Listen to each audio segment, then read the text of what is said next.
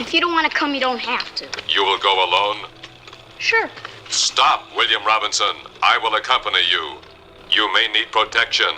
I'm big enough to take care of myself. True. For an entire generation of children who grew up sitting too close to the television on slow afternoons, the Robinson family felt like an extension of their own household. The warmth coming through the screen seemed completely real, the kind of uncomplicated comfort that only the best family entertainment ever manages to produce. June Lockhart, who played the gentle mother at the heart of the family, passed away peacefully in October 2025 at the remarkable age of 100, and for millions of people who had grown up with her, the news felt like losing someone they actually knew. Mark Goddard, the handsome pilot who flew the family deeper into trouble week after week, had gone 2 years earlier in 2023. Two of the show's most beloved faces gone within the same short stretch of years, and yet the love for the story they helped build had never actually diminished. When Netflix brought a new version of Lost in Space to streaming audiences between 2018 and 2021, an entirely new generation discovered why their parents and grandparents had adored the Robinsons so deeply. The affection was being passed down like something inherited, from one generation to the next across decades. What almost none of those loving audiences ever understood was that every warm smile they saw on that screen was concealing something considerably colder underneath, because the people playing that happy family were quietly at war with each other, and one of them was systematically stealing the entire show away from the man it had been built around. Before any of the fame, before the catchphrases, before the love, the show nearly destroyed itself financially before it had even properly begun.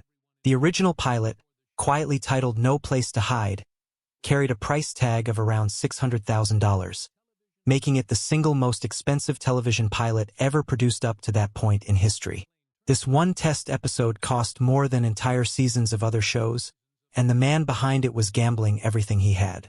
The two most beloved and recognizable elements of the entire series were completely absent from this original version. There was no cowardly Dr. Smith creeping around the spacecraft causing chaos, and there was no lovable talking robot waving mechanical arms and delivering urgent warnings to a young boy. The entire personality that audiences would come to adore, the heart and soul of the whole enterprise, was added afterward almost as an afterthought. Two characters were stitched into the story in the early stages to give it more life and more conflict, and nobody involved could have predicted what would happen next, because one of those two additions would go on to hijack the entire series and break the heart of the show's proud leading man in the process. For decades, fans have passed around a story claiming that Lost in Space was deliberately rushed onto television screens to destroy a rival show before it could gain any traction, and the rival in that story was none other than Star Trek. The popular version claims the two giants premiered just 1 week apart in a desperate race for the future of science fiction.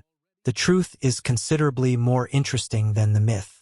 The very same network handling Lost in Space was offered the opportunity to make Star Trek, and the executives looked at both proposals sitting on their desk and made a deliberate choice. They chose the Lost family. They turned the Starship away largely because they already had a space adventure they believed in, and that adventure was the Robinsons. Star Trek would not reach American living rooms until a full year later in autumn 1966, long after the Robinsons had already become a household name across the country. A show that many people now dismiss as old-fashioned and silly was once considered the safer and smarter bet over one of the most influential entertainment franchises in human history. And the character that the network chose over Star Trek, a sneaky villain who had been intended to disappear within a handful of episodes, was about to become the single biggest reason the whole world remembered the show at all. The secret at the very center of everything, the betrayal that explains the whole strange history of the series, begins with a man named Jonathan Harris and a character called Dr. Zachary Smith. The wicked and scheming coward that millions of children loved to boo and laugh at was never meant to be a main character. He was written as a dark and serious traitor, a man who sabotaged the mission and was intended to fade quietly into the background or be written out of the story altogether within the first few episodes. Harris looked at that grim and forgettable villain and made a bold, quiet decision that changed television. He understood something the writers had missed, which was that a one-note bad guy would bore the audience and eventually get him removed from the show entirely. So he began secretly rewriting his own lines, softening the menace into mischief, adding ridiculous insults and grand theatrical flourishes, and slowly transforming a forgettable traitor into the funniest and most memorable character on the screen. He invented those famous tongue-twisting insults he hurled at the robot at home, late into the night, crafting the bubbling and alliterative phrases that would become the show's most quoted moments. The producer noticed audiences falling completely in love with this comical coward and rather than stopping it, handed Harris almost total freedom to do whatever he pleased. While Harris was quietly climbing to the very top, one proud and powerful actor was watching his own dream get smaller with every passing week, and the resentment building inside him would eventually drive him to the other side of the world entirely. Guy Williams did not arrive on this show as an unknown hoping for his first break. He came in as a genuine television star, a dashing and beloved hero who had already won millions of hearts playing the masked swordsman Zorro for Disney. He signed on to lead a serious and respectable space drama, fully expecting to occupy the center of every story as the strong and noble father the entire audience would look up to. Instead, he was forced to stand by and watch the entire spotlight slide away from him and settle squarely on a comical villain and a chattering robot. Week after week, the best lines, the biggest laughs, and all the attention from the network went to other people while his proud and capable character quietly shrank into background scenery. The warmth that audiences perceived between the cast members was often a careful performance concealing real tension underneath. Guy Williams felt betrayed by a show that had promised him one thing and delivered something else entirely, and that quiet anger never fully left him for the rest of the run. When the show ended, Williams did something that almost no famous actor ever chooses to do. He turned his back on fame entirely and simply left it behind. He had discovered that in Argentina, his old role as Zorro had made him an absolute legend, a figure beloved by an entire nation that treated him like royalty whenever he visited. That adoration was a soothing remedy for the wound left by Lost in Space. And so he packed up his life and moved to Buenos Aires, choosing the warm love of strangers over the cold memories of the show that had let him down. He loved his adopted country with a fierce and genuine devotion, even offering to drive an ambulance for them during a war. He found a kind of peace there, a fresh start far from the people and the project that had diminished his spirit. He lived quietly in his apartment, surrounded by a city that worshipped him for a role he had played decades earlier, finally free of the show that had pushed him aside. In 1989, Guy Williams died alone in that apartment from a sudden burst blood vessel in his brain. He was only 65 years old, and several days passed before anyone discovered that he was gone. While Williams's suffering was largely internal and silent, another man connected to the show endured something considerably more physical and considerably more dangerous. Almost nobody who watched the friendly robot waving its arms and shouting warnings ever thought about the real human being sealed inside that heavy metal suit. A performer named Bob May climbed into that costume for nearly every single appearance the robot ever made, and what he endured in there approached genuine torture. The suit was a sealed and stifling prison with almost no circulation of fresh air, and the burning studio lights pushed the temperature inside it to brutal and dangerous levels. The early version of the costume had sharp, moving parts that cut into his legs until he bled. The suffocating heat left him soaked and gasping after only short periods of filming. He could only survive limited stretches inside before needing to be let out, and the misery followed him through every season of the show. He found one small and strange comfort, which was that he could secretly smoke cigarettes inside the suit during breaks, even fitting it with a small ashtray, to the considerable alarm of the producer who once feared the entire costume was on fire. What makes this situation carry a particular sting is the cruel irony underneath it. The loyal voice that the robot spoke with belonged to a completely different man, narrator Dick Tufeld, while Bob May silently sweated and bled inside the metal shell to bring it to life. This clattering machine and the comical villain beside it received more love and more attention from the network than the show's actual human father ever did. Some of the strangest decisions in the show's history came not from the creative team but from powerful executives whose choices shaped what millions of families saw every week. One of the most peculiar involved the married couple at the center of the Robinson family, the mother and father who were supposed to represent the warm and stable heart of the entire household.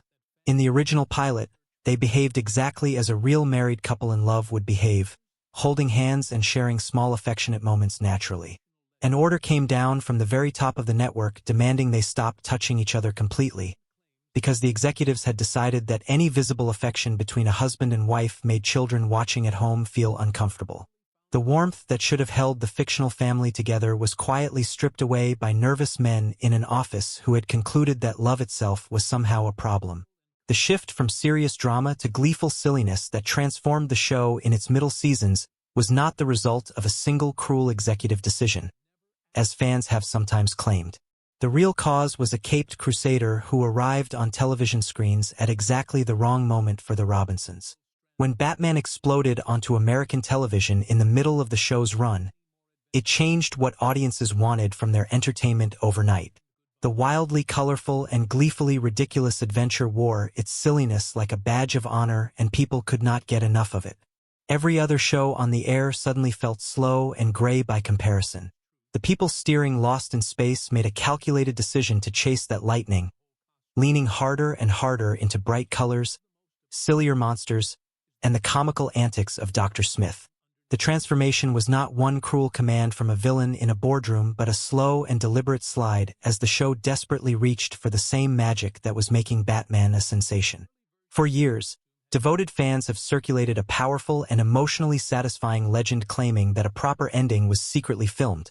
An episode where the Robinson family finally found their way home to Earth with tearful reunions and real closure, then locked away in a studio vault and deliberately hidden from the audience that deserved to see it. This story is so comforting that people have searched for evidence of it across decades. The painful truth is that this perfect Lost ending never existed at all. No homecoming was ever filmed. No dusty reel sits in any forgotten vault. The Robinson family never made it back to Earth in any version of the show, because the people making it had no idea their time was almost up. The genuine final episode was shot as a perfectly ordinary installment with the family still stranded and still drifting, fully expecting to return for many more adventures the following year. The emotional ending that fans have mourned for decades was a beautiful dream they wished into being. The actual reason the show was canceled is far more ordinary and far more frustrating than any dramatic creative collapse. This was a story about money, plain and simple.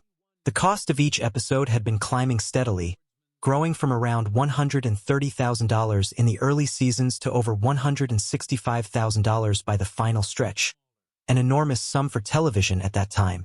The network had also grown unhappy with the demographic watching the show, because by the end it was being adored primarily by young children rather than the older audiences advertisers were willing to pay significant money to reach.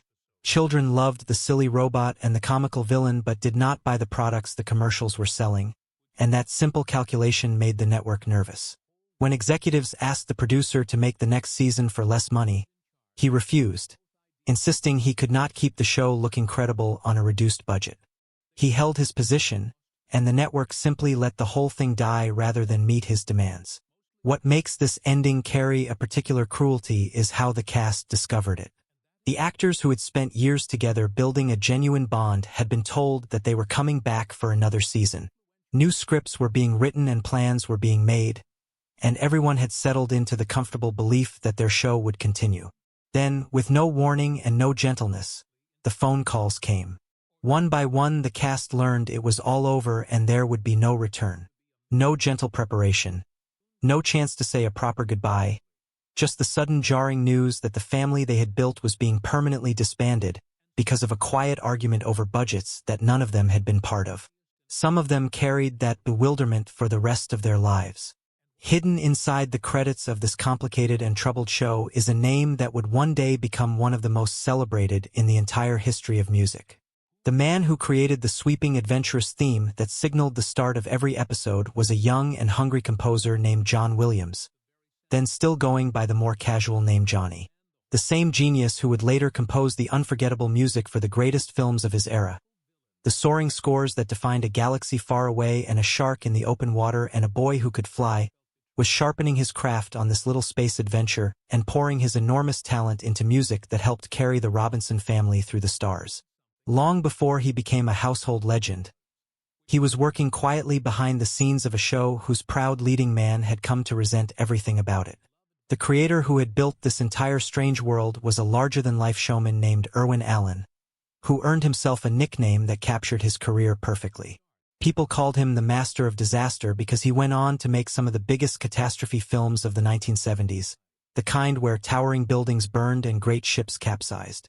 He thought big and dreamed big, and that grand ambition was stamped over everything he touched. Yet for all his bold vision, Allen had a famous habit of recycling props, costumes, monsters, and special effects across his different productions to avoid spending money once the cameras were rolling. A frightening creature might appear in one episode and show up again weeks later wearing fresh paint and a new name, hoping nobody would recognize the same costume underneath.